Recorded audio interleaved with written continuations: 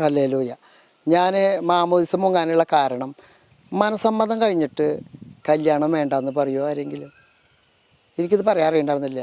മാതാവ് എന്നോട് പറഞ്ഞു തരികയാണ്, എൻ്റെ മകനുമായി ഐക്യപ്പെടുന്നതിന് സമയമായിട്ടില്ല എന്ന് പറയുന്നവൻ ആരാണെന്ന് നീ മനസ്സിലാക്കുക എന്നാണ് മാതാവ് എന്നോട് പറഞ്ഞു തന്നത്. എൻ്റെ മകനുമായിട്ടുള്ള ഐക്യപ്പെടലിനെ വിളിക്കുന്ന പേരെന്താണ് എന്നാണ് എന്നോട് ചോദിച്ചത്. അപ്പോൾ ഞാൻ പറഞ്ഞു ജ്ഞാനസ്നാനം. അപ്പോൾ അതിന് സമയമായിട്ടില്ല എന്ന് പറഞ്ഞാൽ ഞാൻ ഇപ്പോഴും ക്രിസ്തുമായി വിഘടിച്ച് നിൽക്കണോ അതോ ഐക്യപ്പെട്ട് നിൽക്കണോ? അത് ഞാൻ തന്നെ തീരുമാനിച്ചാൽ മതി, അത്രേ ഉള്ള. ആരും നിർബന്ധിക്കണ്ട, നമുക്ക് തീരുമാനിക്കാം ഞാൻ ക്രിസ്തുമായിട്ട് വിഘടിച്ച് നിൽക്കണോ അത് ഐക്യപ്പെട്ട് നിൽക്കണോ എന്നുള്ളത്.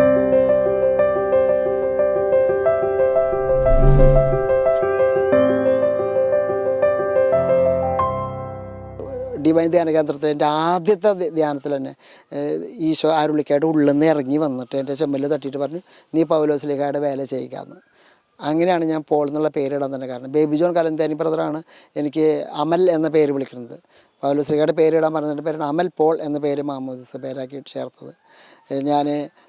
എനിക്ക് പ്രത്യേകമായിട്ട് മാധവ് പറഞ്ഞ വെളിപ്പാടിൻ്റെ പുസ്തകം 12-ാം അധ്യായത്തിൻ്റെ 17-ാമത്തെ വാക്യം. അപ്പോൾ സർപ്പം സ്ത്രീയോട് കോപിച്ചു, ദൈവകൽപ്പനകൾ കാക്കുന്നവരും യേശുവിന് സാക്ഷ്യം വഹിക്കുന്നവരുമായി അവളുടെ സന്താനങ്ങളിൽ ശേഷിച്ചവരോട് യുദ്ധം ചെയ്യാൻ അത് പുറപ്പെട്ടു. അത് സമുദ്രത്തിൻ്റെ മണൽത്തട്ടയിൽ നിലയുറപ്പിച്ചു. അപ്പോൾ ഞാൻ ദൈവകൽപ്പനകൾ കാക്കുന്നവനാണെങ്കിൽ, യേശുവിന് സാക്ഷ്യം വഹിക്കുന്നവരുമാണെങ്കിൽ, അപ്പോൾ അവളുടെ സന്തതിയാണ്. അപ്പോൾ അവളുടെ സന്തതികൾ ശേഷിച്ചവരോട് യുദ്ധം ചെയ്യാൻ, ബാക്കിയുള്ളവനൊക്കെ കീഴ്പ്പെടുത്തി. യേശുവിനെ ഏറ്റു പറയുന്നവരൊക്കെ അവളെ സന്തതിയാണ്. അപ്പോൾ കൊറോണത്തിന് കീഴ്പ്പെടുത്തിയിട്ടുണ്ട്, ബാക്കി ശേഷിച്ചവരുണ്ട്. അതിനോട് യുദ്ധം ചെയ്യാൻ അത് ഇറങ്ങി പുറപ്പെട്ടുക. വിവേകമുള്ളവൻ എവിടെയാണ് ഭവനം പണിയുക? അപ്പം നമുക്കറിയാം അത് പാറപ്പുറത്താന്ന്. അപ്പം കേപ്പ എന്ന് വിളിച്ചത് ആരെയാണ്? പത്രോസിന്. ഈ പാറയുമ്പോൾ ഞാൻ എൻ്റെ ഭവനം പണിയുന്നു. കർത്താവ് ഭവനം പണിയുന്നില്ലെങ്കിൽ പണിക്കാരുടെ പണിയൊക്കെ വ്യർത്ഥമല്ലേ? കർത്താവ് പണിത ഭവനത്തിലാണ് എന്നെ നിർത്തിയിരിക്കുന്നത്. കാരണം ഞാൻ നാശകരമായ കുഴിയിൽ നിന്നും കുഴഞ്ഞ ചേറ്റിൽ നിന്നും എന്നെ കയറ്റി എൻ്റെ കാൽവയ്പ്പുകളെ സുസ്ഥിരമാക്കാൻ അവിടുന്ന് എന്നെ പാറമേ നിർത്തി. സങ്കീർത്തനം 40 പറഞ്ഞില്ലേ? അപ്പോൾ എന്നെ പാറമേ നിർത്തിയത് അതിന് വേണ്ടിയിട്ടാണ്. പാറമേലാണ് നിർത്തിക്കണേ. അപ്പോൾ ഈ പാറയ്ക്ക് വഴുക്കലുണ്ട്, പൂപ്പലുണ്ട്, ചീച്ചലുണ്ട്, മാറപ്പ അങ്ങനെയാണ്, മെത്ര ഇങ്ങനെയാണ്, അച്ഛൻ ഇങ്ങനെയാണ്, ഇടവക അത് എങ്ങനെയാണ്, അങ്ങനെയാണെന്ന് പറഞ്ഞിട്ട് ഞാൻ ഈ പാറയമെന്ന് താഴ്ത്തിക്ക് ചാടിയാൽ മറ്റവൻ ആരെന്നെ മിണുങ്ങണമെന്ന് വിചാരിച്ചിട്ട് തുറന്ന് നെല്ലത്ത് കമ്പനിയിൽ പേള വെച്ചോണം നിൽക്കുക. അങ്ങനെ ആരെ മിണങ്ങണമെന്ന് വിചാരിച്ചിട്ട്. അപ്പം ഞാൻ ഈ പാറയമെന്ന് താഴ്ത്തിക്ക് അപ്പുറത്തേക്ക് ചാടിയ മണൽത്തിട്ടയിലേക്ക് ചാടിയാൽ എന്നെ പാറയമെന്ന് നിർത്തിക്കാണ്. ഈ ഭവനത്തിലാണ് ഞാൻ നിൽക്കണേ. എന്നിട്ട് ഇതിന് കുറ്റം പറഞ്ഞുകൊണ്ട് ഞാൻ താഴ്ത്തിക്ക് ചാടിയ മണലിലേക്ക് ഞാൻ ചാടണമെന്നുള്ള ബോധം എനിക്കുണ്ടെങ്കിൽ, ബോധമല്ല അല്ലേ, സുബോധം. ബോധം ഉണ്ടെങ്കിൽ ചാടും, ഇതിന് നല്ലത് അതാന്നുള്ള ബോധം ചാടും. പക്ഷെ സുബോധം ഉണ്ടെങ്കിൽ നമ്മൾ ഇതൊന്നും ചാടില്ല, ഈ പാറമേനെ നിൽക്കും. അങ്ങനെ അതുകൊണ്ടാണ് ഞാൻ ഇന്നും കത്തോലിക്ക സഭയിൽ നിലനിൽക്കുന്നത്. അല്ലാണ്ട് വേറൊന്നും കൊണ്ടല്ല. കത്തോലിക്ക സഭയ്ക്ക് അങ്ങനെയുണ്ട് ഇങ്ങനെയുണ്ട് പല കുറ്റവും കുറവുണ്ടെന്നുണ്ടെങ്കിൽ അതൊക്കെ അങ്ങേര് തീർത്തോളും. എന്തെങ്കിലും കുറവുണ്ട് വെച്ചാൽ ഉജാലം മുഷിഞ്ഞിട്ടുണ്ടെങ്കിൽ ഉജാലം മുക്കാളതൊന്നും നിറമുള്ളതൊന്നും ഇവിടെ കയ്യിലില്ല.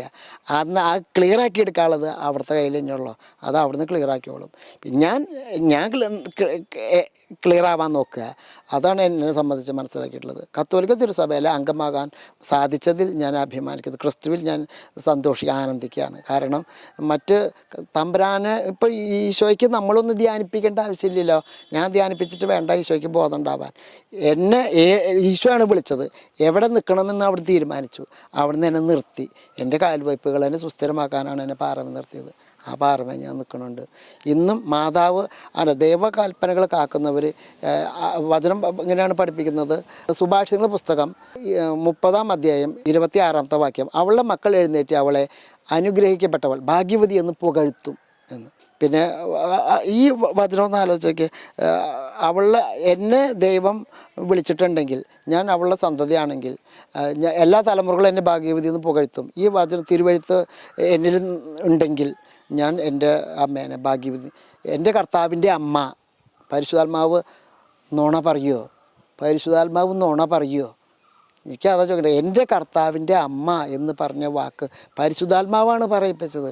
പിന്നെ ഞാൻ എൻ്റെ അമ്മേനെ തമ്പുരാൻ്റെ അമ്മേ, പാപികൾ ഒന്നാമനാണെന്ന് പൗലോസ്ലീഹ പറഞ്ഞു. പിന്നെ ഞാൻ പാപികൾ എത്രാമത്തവനാവും? അപ്പോൾ പാപികളായി ഞങ്ങൾക്ക് വേണ്ടിയെന്ന് പറയാൻ പാടില്ല എന്ന് പറഞ്ഞ് എന്താ സ്ഥിതി?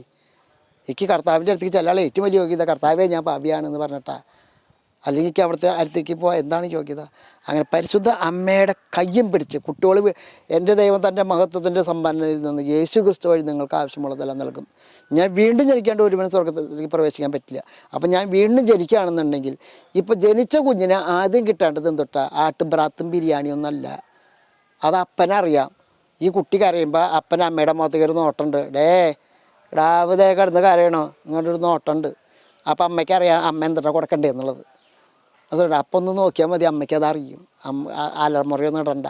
അതുപോലെ ജനിച്ച കുഞ്ഞിന് ആവശ്യമുള്ളത് അമ്മയുടെ കയ്യിൽ നിന്ന് ലഭിക്കേണ്ട ചൂടും താങ്ങും തണലും സംരക്ഷണവുമാണ്. അത് അപ്പനറിയുന്നത് കൊണ്ട് യേശു ക്രിസ്തു വഴി നിങ്ങൾക്ക് ആവശ്യമുള്ളതെല്ലാം തന്നു. യേശു ക്രിസ്തു തന്നത് ഇതാ നിൻ്റെ അമ്മ എന്ന്.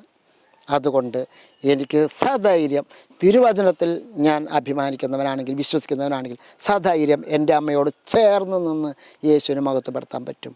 ഹല്ലേലൂയ. നന്മ നിറഞ്ഞ മറിയമേ സ്വസ്തി, കർത്താവ് അങ്ങയോട് കൂടെ സ്ത്രീകളിൽ അങ്ങ് അനുഗ്രഹിക്കപ്പെട്ടവളാകുന്നു. അങ്ങയുടെ ഉദരത്തിൻ്റെ ഫലമായ ഈശോ അനുഗ്രഹിക്കപ്പെട്ടവനാകുന്നു. പരിശുദ്ധ മറിയമേ തമ്പുരാൻ്റെ അമ്മേ, പാപികളായ ഞങ്ങൾക്ക് വേണ്ടി ഇപ്പോഴും ഞങ്ങളുടെ മരണസമയത്തും തമ്പുരാനോട് അപേക്ഷിക്കണമേ. ആമേൻ. ഹല്ലേലൂയ.